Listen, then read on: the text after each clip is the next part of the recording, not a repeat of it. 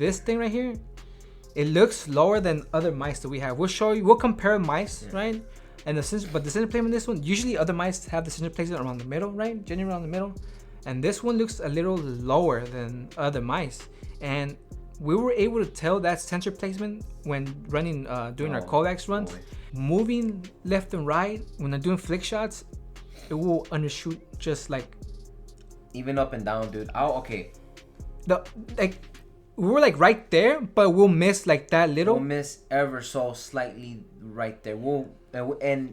And it wouldn't be that we'll miss, every now and then. I felt like I was almost missing all the consistently. time, like dude. I just wasn't there. Like, what's going on? That was a bad idea. I don't know who in Steel Series said, hey, let's move the sensor placement a little bit more down. That was a really bad idea. Yeah. Because again, most of the people who have these lightweight mice, they're used to the center placement being a little higher. And when they pick up this one, they're gonna be like, what the heck's off? What the hell's off, right? Yeah. And they're gonna get used to it. And then when a new mice comes out, when some other new lightweight mice comes out, they're gonna buy that lightweight mouse and they're gonna be like, why am I off? And they're gonna keep on going back and forth. Wait, what's up with this? And then they're gonna get used to it. They're gonna come back to this one. Oh, I'm off again. It's a sensor placement. It's 100% sensor placement. Nobody can tell me. Yeah. Nobody can prove me wrong and tell me that it's not the sensor placement.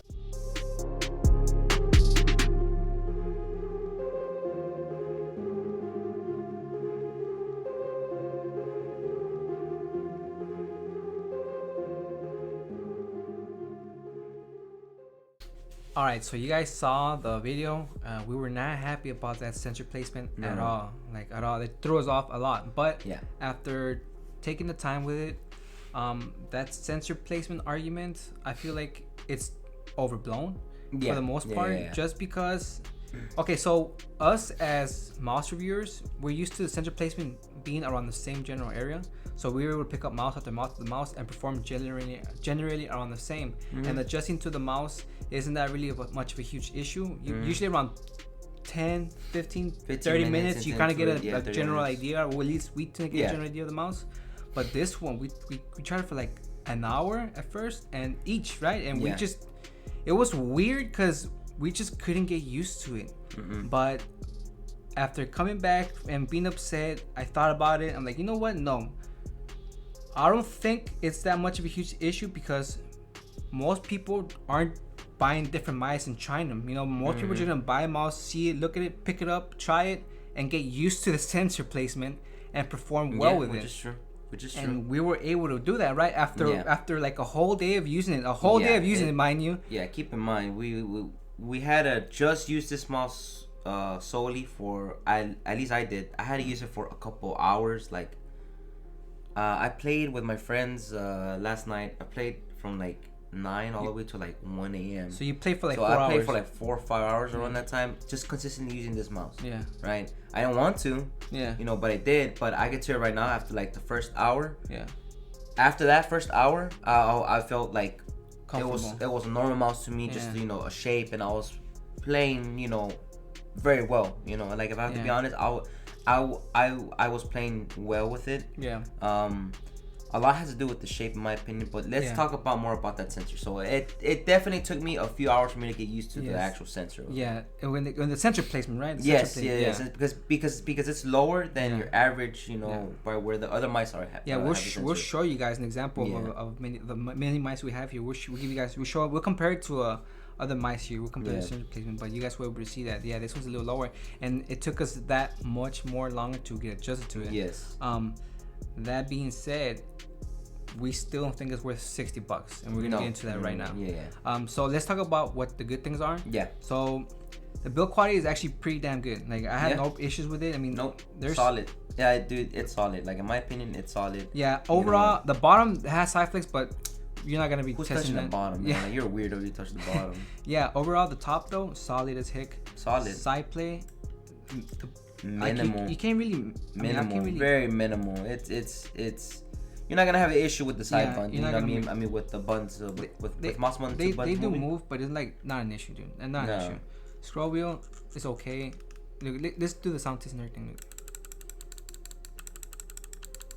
Scroll wheel. Side buns. So yeah, I don't have an issue with any of the buttons. The placement was actually comfortable for you, right? Yeah, so the side button placement was actually really comfortable for me. I never activated them, by accident, because sometimes, whenever like the side buttons are a little too wide or they're like a little too big, because how I place my thumb in it, I sometimes activate them, but with these I never had a problem because they're very thin. Yeah, they're kind of almost out of the way. They're very small and and thin, and I like that. I actually like the I like that about the mouse. And I do have to say, the shape, dude. The shape is good. I really like the shape, dude. Like, I really like the shape. When I got used to the sensor and all that stuff, dude, I was playing really well. I like the shape. So yeah. The shape's not bad. Like, so the shape's good. The RGB is another thing that I noticed. The RGB is definitely they're very way colorful, better vibrant, and bright. It's better than a mouse that we're gonna mention right now. Yeah. But other than that. So this is where we run into the issue. So the feet, they're actually not that bad, but they're not bad. But they're thin, and I feel it. I don't know if it's just no, it's not us, but for sure, like you can feel, you can hear. You could even hear it. Like you could. Like you feel it snag a little bit. Like it's not that bad. Okay, the DM6 Holy had worse feet. Like they had worse feet, right? It's not anything that bad. with Teflon feet is gonna be worse than that, because those are PTFE feet, and they do feel a little smooth. You know what I mean? They do feel better than Teflon feet. You know what I mean? Than regular, than regular standard old Teflon feet that most mice used to come with. Yeah, most mice used to come with, but so the feet aren't as bad as you think. But this just, I don't know. The mouse still snags onto the pad. I feel it tugging a little bit. Like not really, not a lot, but you're able to feel it. You're able to feel that. So. So that's one. That's one, and the cable. I mean, the cable is a good idea. USB Type C. That's a good idea, but the cable's whack. So we're just gonna say that right now. Like, there is a workaround. Like I flip my mouse and have it like at an angle, and it kind of curls up, and it stays up, dude, and it stays like this angle, and then we'll use a bungee, and then we'll use it, and it works well, right? But I still want to see a cable that's more loose. You know what I mean? That would have been freaking great. Read it what it says real quick. It says, look, read it. It says it's a super mesh cable, microfiber mesh with unnoticeable drag during movements. Yeah, that's a lie. Yeah. So you guys can take what you want from that, but there's drag. The cable's bad, okay? There's no denying it. There's no denying it. Like, I'm sorry, Steel Series. The cable's bad. I'm sorry. But the major issue oh boy. Now this one's a personal preference, honestly. Exactly. Being honest, so exactly. Take that with a grain of salt. But the sensor that it has, it really has high lift off distance, distance. And one of the things that I didn't like about it was the high lift off distance, but whenever you download the software, you can't change the lift off distance. There's no settings for that. Yeah. And when you're paying $60 for a mouse, I'd expect you have some sort of settings where you could change the lift off distance. This doesn't have it. Yeah. So either you like lift off distance and you're okay with the mouse, or you don't like it and you bought the mouse and you have to deal with it at that point. Yeah. That's not okay in my opinion. Yeah. So most mice with $60 price tag, they have that option to give you the option to be able to adjust the lift off distance, right? And not everybody's gonna like this lift off distance. And we were able to play with it just fine. I was able to play with it pretty good, But despite me hating that lift off distance, I was gaming, It could be annoying for some. Yeah. Like, it was a little annoying from time to time because I'll swipe a little bit and every now and then I'll notice it go like this. I'll notice my cruiser move when I'm playing in the game. Yeah. And that could for sure will throw off your shot if you're playing games like CSGO or Valorant. You know what I mean? We have to be very precise. But other than that, I mean, the sensor is really the huge issue. It's not really much the placement, but it's the fact that it's not. They don't give you the ability. It's not up to par, honestly. Yeah, it's not a $60 sensor. It's not a $60. Yeah, the features in here, they're good, but they're not $60 worth in my opinion. No. I honestly feel that if it were to be priced at around $40, heck, even $45, even $45, it gives the Viper Mini its run for its money.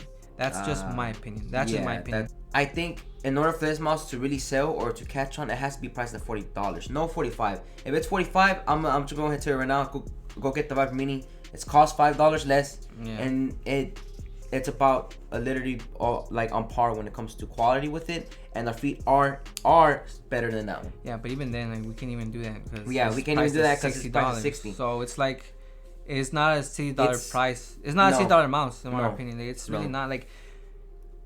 I like the mouse. We like the mouse. Yeah, we like the mouse, but it's $60. $60. It's not worth $60 in our opinion. Okay, look.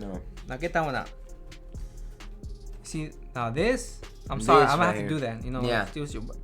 This is a $60 mouse. This right here. The cable is loose enough not to complain. The feet are heat treated. They're really good. I like them. They're smooth. Except we had an issue. We'll talk about that in the video. Build quality is actually on par with this. You know when it comes to it being solid. Yeah, it's pretty solid. Really, nothing bad on it really. But this has a better sensor. Yeah, it way better sensor, and it comes with the extra pair of those heat treated feet. Yeah. So that's $60. And this is $60, by the way. Yeah. $60.